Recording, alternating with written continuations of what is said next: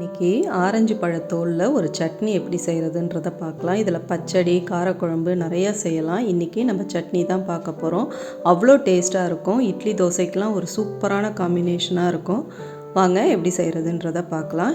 இதுக்கு ஒரு கைப்பிடி அளவுக்கு நான் கமலா ஆரஞ்சு தோல் எடுத்திருக்கேன். இப்போ கிடைக்கிற அந்த ஆரஞ்சு தோல் எடுக்காதீங்க. கமலா ஆரஞ்சுன்னு இருக்கும் இல்லையா, அதனுடைய தோலை எடுத்து 1 டீஸ்பூன் தேங்காய் எண்ணெய் விட்டு இருந்ததுன்னா தேங்காய் எண்ணெயில் வதக்குங்க, நல்லாயிருக்கும்.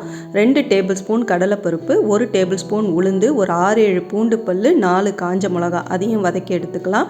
கொஞ்சமாக கொத்தமல்லி, பச்சை கொத்தமல்லி சேர்த்துட்டு ஒரு 1/4 கப் அளவுக்கு தேங்காய் சேர்த்து நல்லா வதக்கிக்கோங்க. எல்லாமே தேங்காய் எண்ணெயில் வதக்குங்க. வதக்கி இது ஆறுனதுக்கப்புறம் ஒரு மிக்சி ஜாரில் சேர்த்துட்டு தேவையான உப்பு, பெருங்காயத்தூள் சேர்த்து கொஞ்சம் கொரன்னு அரைங்க. இதுக்கப்புறம் கொஞ்சமாக இதில் வெல்லம் சேர்த்து நல்லா மைய அரைச்சி எடுத்தோம்னா நம்ம ஆரஞ்சு தோல் சட்னி சூப்பராக ரெடி ஆகிடும். கடுகு, உளுத்தம்பருப்பு, கடலைப்பருப்பு, கருவேப்பிலை தாளிங்க.